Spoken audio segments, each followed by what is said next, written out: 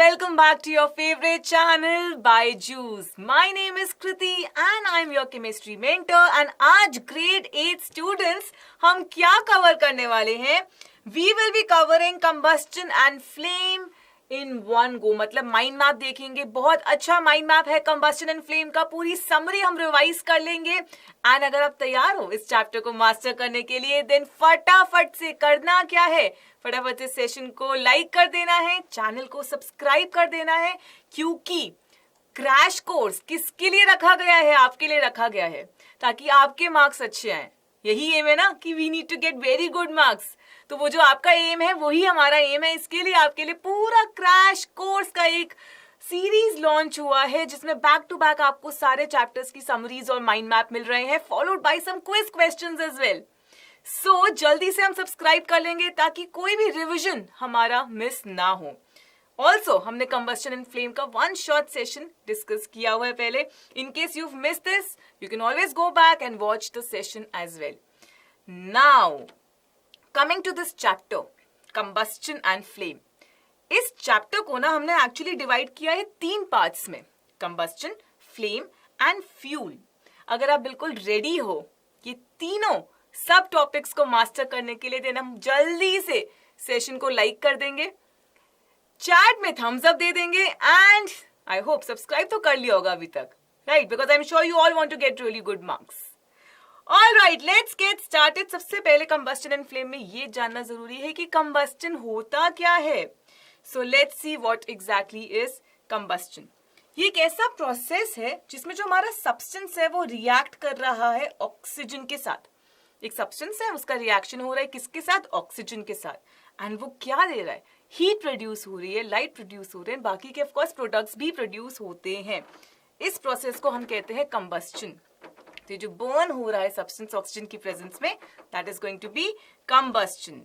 Now इस combustion में there are certain things that we need to know. हमें पता होना चाहिए कंबस्टिबल सब्सटेंसेस क्या होते हैं, नॉन कंबस्टिबल सब्सटेंसेस क्या होते हैं, what are the conditions required for combustion. Then we need to know how to stop combustion, कैसे रोके combustion को, and finally क्या क्या types हैं. So let's cover all these one by one, starting with the first one, combustible and non-combustible substances. नाम ही काफी है ना? हमें समझ आ रहा है combustible substance क्या होता है. combustible substance वो substance है जिसमें कंबस्टन बहुत इजीली हो जाती है, जो बहुत इजीली बर्न कर रहे हैं, जैसे मैचस्टिक, जैसे कि पेपर, कोल, पेट्रोल. बहुत सारे ऐसे फाइबर्स होते हैं जो जल्दी से बर्न कर जाते हैं, जो जिनमें कंबस्टन बहुत जल्दी हो जाता है. Oil, hydrogen gas, all these are combustible substances which can actually undergo combustion very easily. Now coming to non-combustible substances, they will not undergo combustion easily. Simple, just the opposite of combustible. For example, we have bricks, sand, iron nail, glass. तभी आप देखो घर, कभी जब हम किसी भी room की बात करें, किसी भी घर की बात करें, उसमें जो ब्रिक्स हैं they never catch fire, है ना? वो combustible substance नहीं होते, they are non-combustible. Now what are the conditions required for combustion? क्या क्या जरूरी है? इसमें एक फायर ट्राइंगल होता है जिसके बारे में अभी हम आगे जाके बात करेंगे. But at this point of time you need to know about the main things that are required for combustion. एक है ऑक्सीजन. जो सब्सटेंस है वो ऑक्सीजन की प्रेजेंस में ही तो बर्न करेगा. So oxygen is definitely required for combustion. Okay, now अब कितना ऑक्सीजन अवेलेबल है इससे डिसाइड होगा कि किस टाइप का कंबस्टन हो रहा है. अगर तो ऑक्सीजन सप्लाई बहुत ज्यादा है तो कंप्लीट कंबस्टन हो जाता है.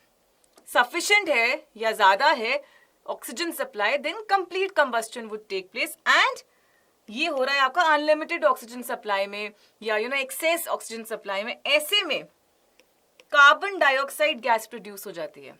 मगर अगर लिमिटेड ऑक्सीजन सप्लाई, इतना ऑक्सीजन अवेलेबल नहीं है, in that case complete combustion नहीं हो पा रहा, इनकम्प्लीट कंबस्टन हो रहा है या पार्शियल कंबस्टन हो रहा है और कार्बन मोनोऑक्साइड गैस प्रोड्यूस होती है.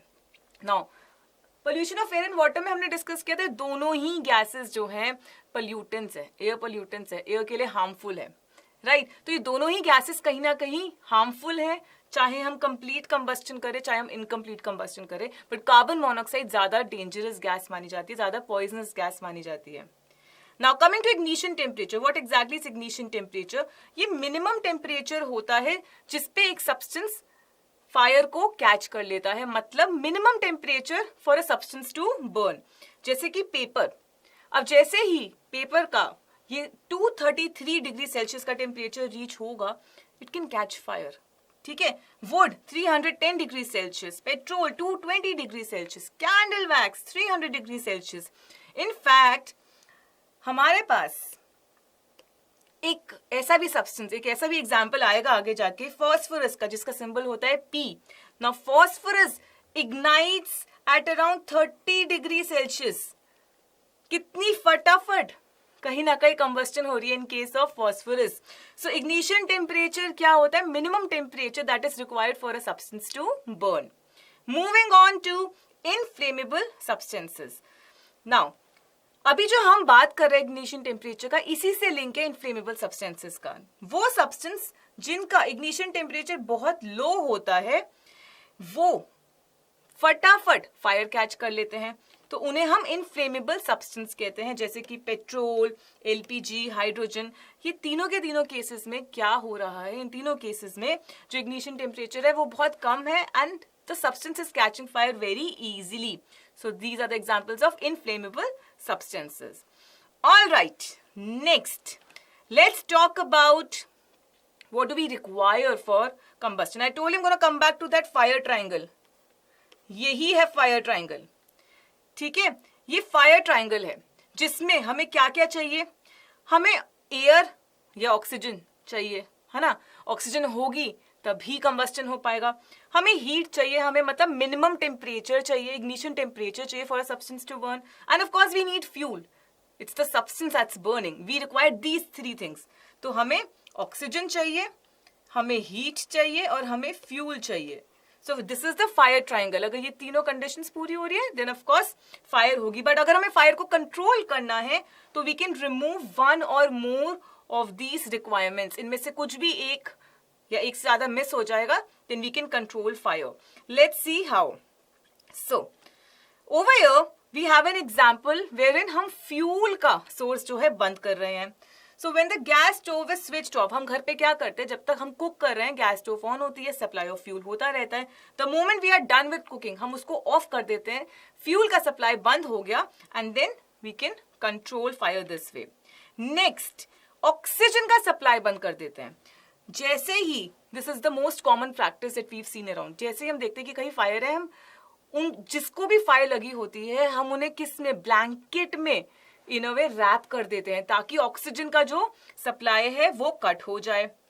Another thing you must have seen कि sand is also very helpful in extinguishing fires. Sand भी हम थ्रो करते हैं, सैंड भी हम पोर करते हैं फायर पे, क्योंकि वो भी सप्लाई ऑफ ऑक्सीजन को कट कर देता है. नेक्स्ट, फायर एक्सटिंग्विशर्स भी हम यूज करते हैं. ये भी ऑक्सीजन की सप्लाई को सप्रेस करता है, कम करता है, और ये इग्निशन टेम्परेचर को भी नीचे ले आता है. It brings down the temperature also.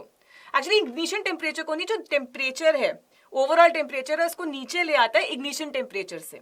तो हर सब्सटेंस का एक अपना टेम्परेचर है जिसपे वो बर्न करता है, राइट. ये क्या करता है फायर एक्सटिंग्विशर, ये कहीं ना कहीं जो ओवरऑल वहां पे टेम्परेचर है उसको नीचे ले आता है, उसको कम कर देता है देन द इग्निशन टेम्परेचर. तो if the ignition temperature is not reach तो फायर वैसे ही कंट्रोल हो जाती है. ठीक है, अब ये वर्क कैसे करता है?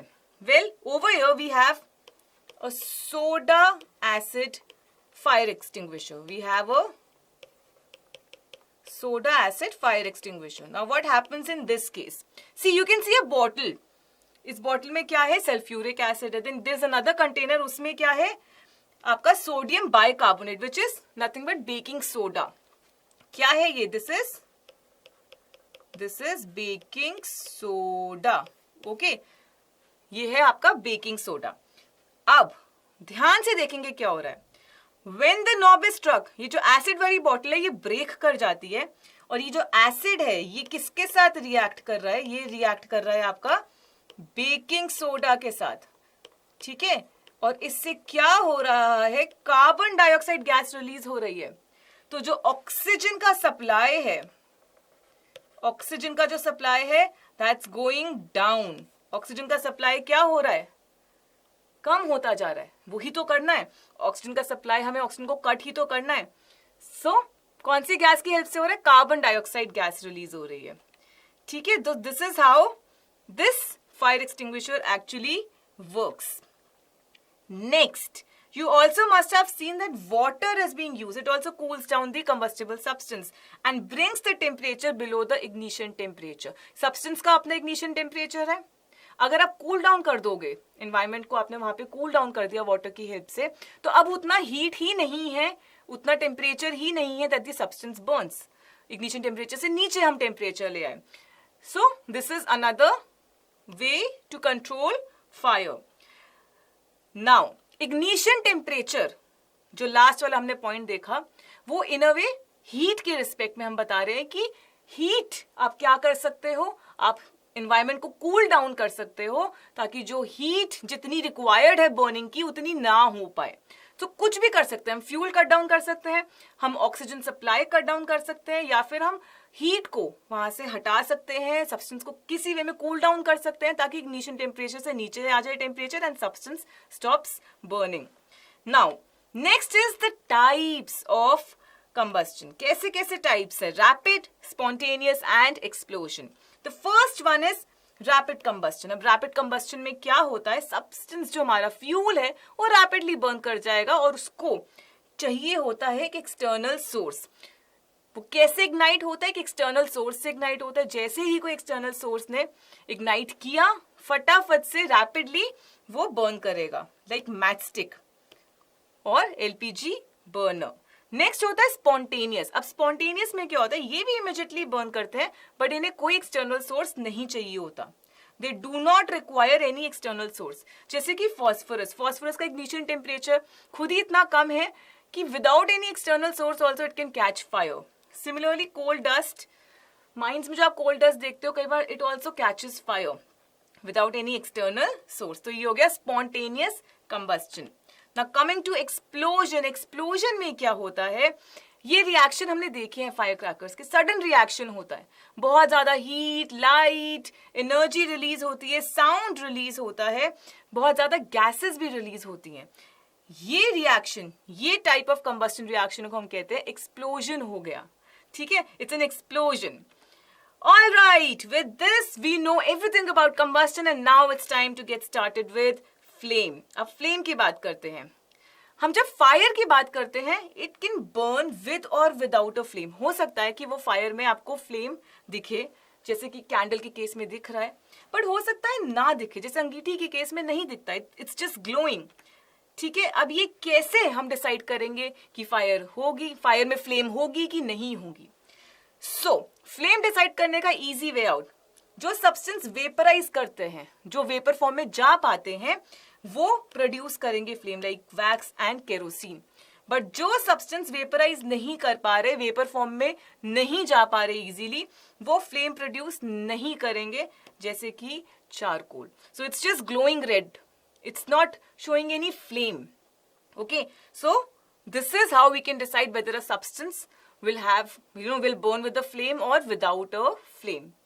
Now हम फ्लेम की इतनी बात कर रहे हैं, जरा ध्यान से एक बार फ्लेम को रिवाइज करते हैं, स्ट्रक्चर देखते हैं फ्लेम का। हमें 3 तरीके के कलर्स दिख रहे हैं, हमें येलो ऑरेंजिश कलर दिख रहा है, हमें ब्लू भी दिख रहा है, हमें ब्लैक भी दिख रहा है। तो let's start with the inner most zone. सबसे इनर मोस्ट जोन से हम स्टार्ट करते हैं। इनर मोस्ट जोन जो है वो डार्क है, ठीक है, that is the darkest zone. यहां पे आप देखोगे कि कंबस्टन नहीं हो रहा, ठीक है, यहाँ पे कंबस्टन नहीं है, यहाँ पे अनबर्न्ड कार्बन पार्टिकल्स हैं and this is the least hot zone. सबसे कम हॉट जोन कैंडल का is the inner most zone, that is dark in colour और ब्लैक इन कलर।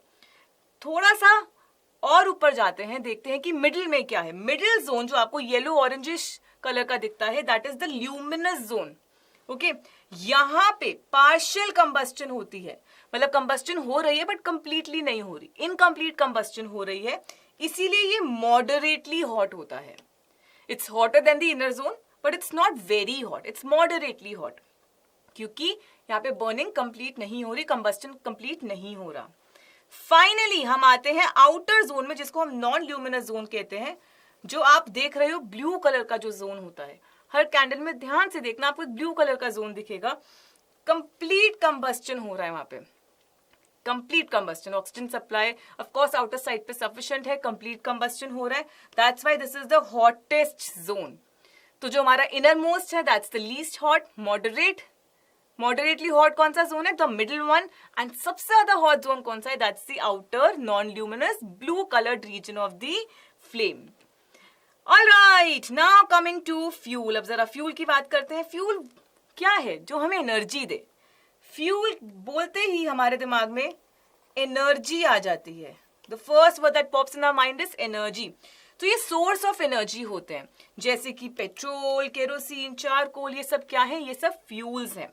अब आइडियल फ्यूल क्या होता है? आइडियल फ्यूल वो है जो इकोनॉमिक है, जो ज्यादा महंगा नहीं है, इजीली अवेलेबल है। दैट मीन्स हर किसी को वो मिल पा रहा है, कोई अनडिजायरेबल रेजिड्यू प्रोड्यूस नहीं कर रहा, मतलब पोल्यूशन वाइज वो नहीं कॉज कर रहा, सिचुएशन को और ज्यादा एडवर्स नहीं कर रहा। It's not causing pollution. High calorific value. High calorific value का क्या मतलब होता है? जो फ्यूल की एफिशिएंसी है, कितना अच्छा फ्यूल है, ये हमें पता चलता है कैलोरीफिक वैल्यू से। It's actually the amount of heat energy that is produced when 1 kg of a fuel is basically undergoing complete combustion. मतलब कितनी एनर्जी प्रोड्यूस हो रही है जब 1 kg फ्यूल का बर्न कर रहा है, कंप्लीट कंबस्टन हो रही है उसकी। तो कितनी एनर्जी मिल रही है वो इन अ वे हमें बताता है कि कैलोरीफिक वैल्यू कैसी है। यूनिट इसका होता है किलो जूल्स पर किलोग्राम, मतलब कितनी एनर्जी रिलीज हुई इन किलो जूल्स एंड कितना फ्यूल हम बर्न कर रहे हैं इन किलोग्राम्स। तो this gives us the calorific value of various fuels that we have. Now coming to adverse effects of fuel. Fuel के एडवर्स इफेक्ट्स भी होते हैं, स्पेशली हम जब फॉसिल फ्यूल्स बर्न करते हैं उनमें तो बहुत ज्यादा प्रॉब्लम आती है, बहुत ज्यादा एयर पोल्यूशन होता है, जिससे रेस्पिरेटरी प्रॉब्लम्स आती हैं।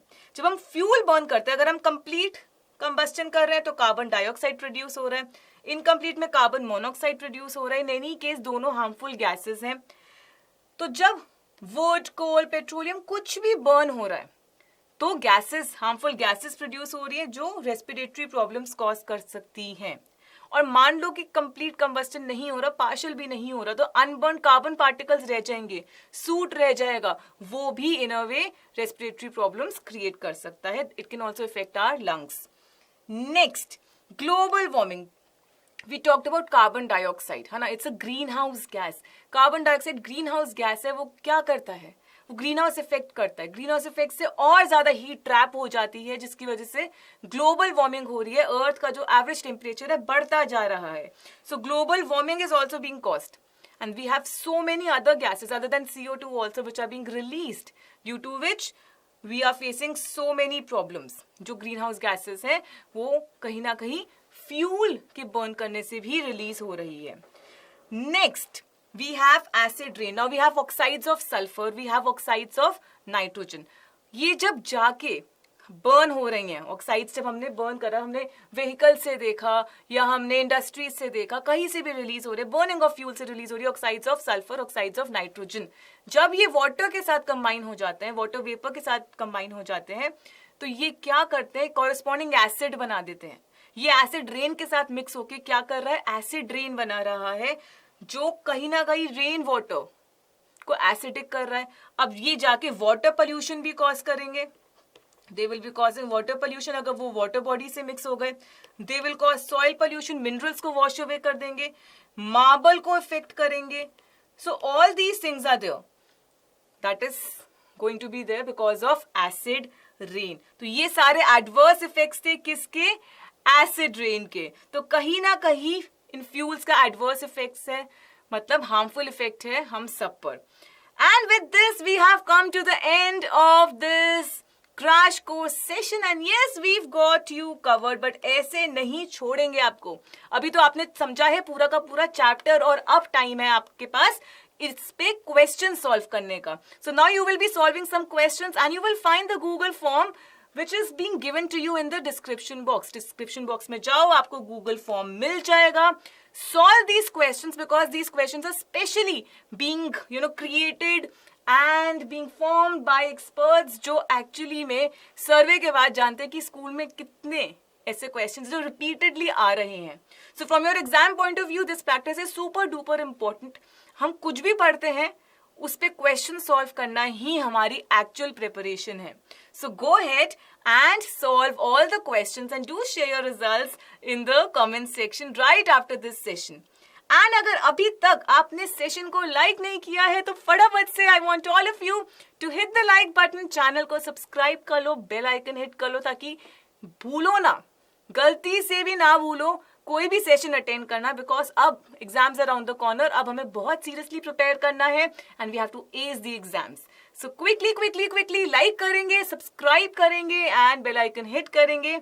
और होमवर्क क्वेश्चन मैं आपको हमेशा देती हूँ, मैं आपको अभी भी दे रही हूँ. मुझे कमेंट सेक्शन में आप बताओगे, you can let me know any one combustible fiber. You have to tell me any one combustible fiber in the comment section. Don't forget to do the quiz questions. Keep working hard. I'll see you super soon. Take care. Bye-bye.